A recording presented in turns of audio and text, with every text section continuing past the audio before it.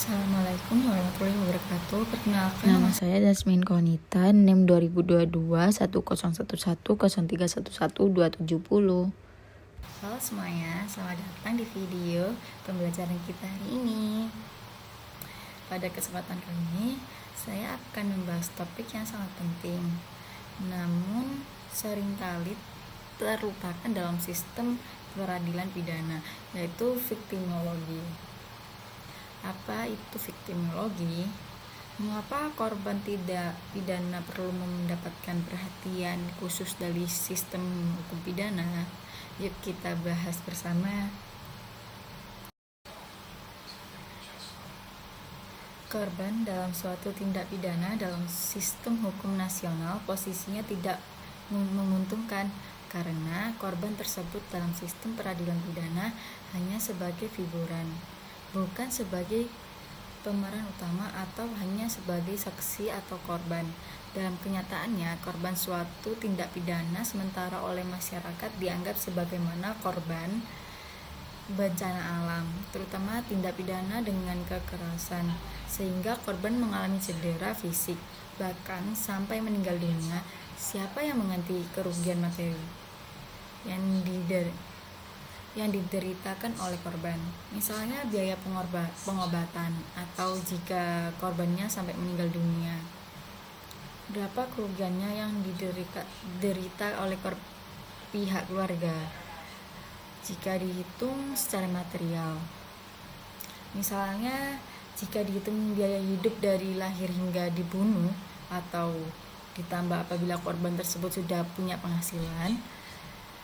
Dilihat uraian di atas, maka posisi korban di dalam suatu tindak pidana dapat dinyatakan tidak mudah dipecahkan dari sudut hukum.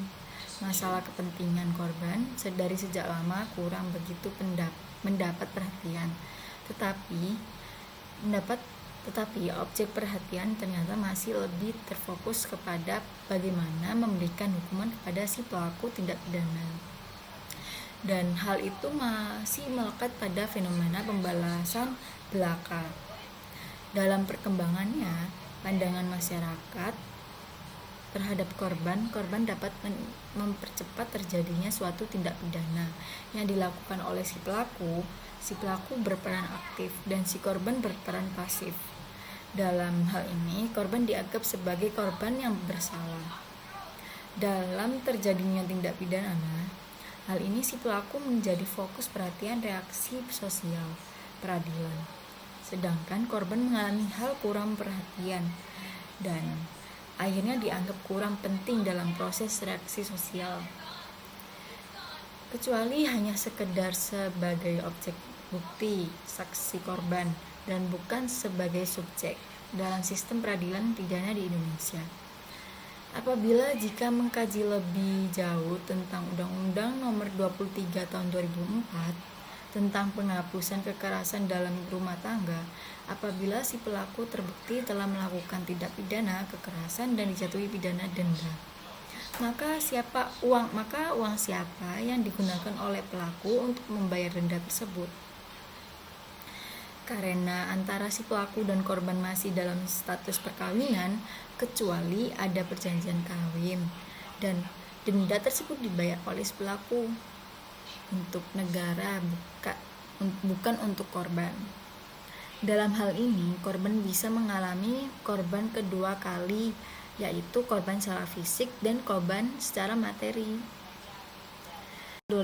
Menurut pasal 27 ayat 1 Undang-Undang Dasar 1945 atau UUD 45 yang menyatakan bahwa segala warga negara bersamaan kedudukannya di dalam hukum dan pemerintahan, dan wajib menjunjung hukum dan pemerintahan itu dengan tidak ada kecualiannya. Dalam hal ini, negara berkomitmen bahwa setiap warga negara harus diperlakukan baik dan adil sama kedudukannya dalam hukum. Juga dalam pengertian apakah ia seseorang tersangka atau korban suatu tindak pidana, diberi kemanusiaan sebagai sendi nilai falsafah negara Pancasila menjiwai seluruh keberadaan hukum di negara Indonesia.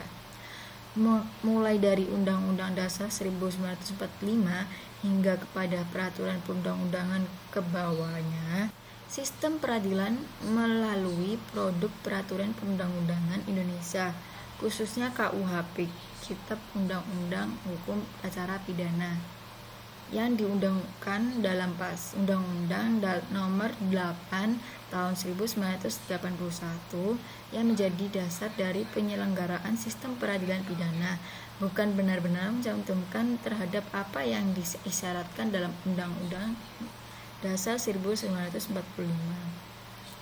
Dan falsafah negara Pancasila tersebut. Hal demikian kemudian memunculkan persoalan klasik bahwa sistem peradilan pidana sebagai basis penyelesaian perkara pidana tidak mengakui eksistensi korban tindak pidana selaku pencari keadilan. Seorang korban tindak pidana akan menderita kembali sebagai akibat dari sistem hukum itu sendiri. Karena korban tindak pidana tidak bisa dilibatkan secara aktif, seperti halnya dalam beracara perdata, tidak dapat langsung mengajukan sendiri perkara pidana ke pengadilan negeri, melainkan harus melalui instansi yang ditunjuk seperti kepolisian, kejaksaan. Sederhana, viktimologi adalah ilmu yang mempelajari tentang korban kejahatan, termasuk bagaimana mereka menjadi korban, dampak yang mereka alami, dan bagaimana sistem hukum merespon kebutuhan mereka. Viktimologi bukan hanya soal mengenali korban, tapi juga membahas hak-hak mereka, perlindungan hukum, sehingga rehabilitasi. Dalam konteks peradilan pidana, viktimologi berperan penting untuk memastikan korban tidak hanya diperlakukan sebagai sumber bukti, tetapi juga sebagai individu yang memiliki hak dan kebutuhan. Dalam sistem peradilan pidana konvensional, fokus utama seringkali tertuju pada pelaku kejahatan, mulai dari penangkapan, penuntutan, hingga pemidanaan. Akibatnya korban seringkali merasa diabaikan, tidak dilibatkan dalam proses, bahkan mengalami trauma berulang saat harus bersaksi. Padahal korban adalah pihak yang paling berdampak secara fisik, psikologis, dan ekonomi. Karena itu, viktimologi hadir untuk mengoreksi ketimpangan ini. Beberapa peran penting korban dalam sistem peradilan antara lain: pertama, memberikan kesaksian atau keterangan; dua, menjadi bagian dari proses mediasi atau restoratif justice, menuntut ganti rugi atau restitusi. Lalu, apa aja hak korban yang harus dilindungi dalam sistem hukum? Berdasarkan berbagai instrumen hukum nasional dan internasional, korban memiliki hak-hak berikut. Pertama, hak atas perlindungan hukum, baik fisik maupun psikis, selama dan setelah proses hukum berlangsung.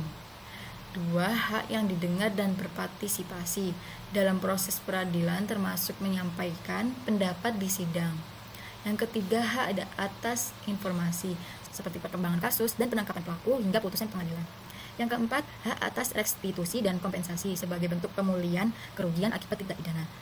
Yang kelima, hak atas pelayanan medis, psikologis, dan sosial untuk memulihkan kondisi korban. Indonesia, perlindungan terhadap korban sudah mulai diperkuat, misalnya seperti Lembaga Perlindungan Saksi dan Korban atau LPSK. Salah satu perkembangan menarik dalam viktimologi modern adalah pendekatan restoratif justice atau keadilan restoratif.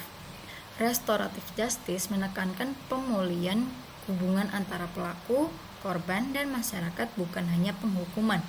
Dalam pendekatan ini, korban diberi ruang untuk menyampaikan perasaan, mengungkapkan kebutuhan, dan menerima keadilan dalam bentuk yang lebih manusiawi. Tujuannya bukan sekedar membalas kejahatan, tetapi menciptakan solusi untuk menyembuhkan dan membangun kembali rasa aman. Di beberapa kasus ini bisa lebih efektif dibanding proses peradilan biasa. Namun tentu saja ada banyak tantangan dalam penerapan viktimologi di sistem peradilan pidana. Beberapa di antaranya masih ada stigma terhadap korban, terutama dalam kasus kekerasan seksual, minimnya pemahaman aparat penegak hukum tentang hak korban, terbatasnya akses korban terhadap layanan hukum dan psikologis, ketimpangan kekuasaan antara korban dan pelaku, terutama jika pelaku adalah orang yang berpengaruh. Karena itu dibutuhkan reformasi kebijakan atau peningkatan kapasitas aparat dan edukasi publik agar perlindungan korban menjadi bagian integral dan sistem hukum kita.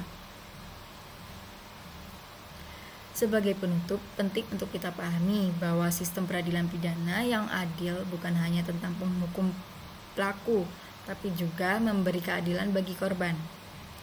Viktimologi hadir sebagai jembatan menciptakan sistem yang lebih berimbang, manusiawi, dan keadilan.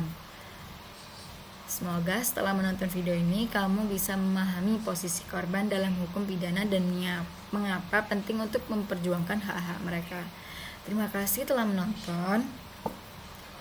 Semoga materinya menarik. Sampai jumpa di video selanjutnya.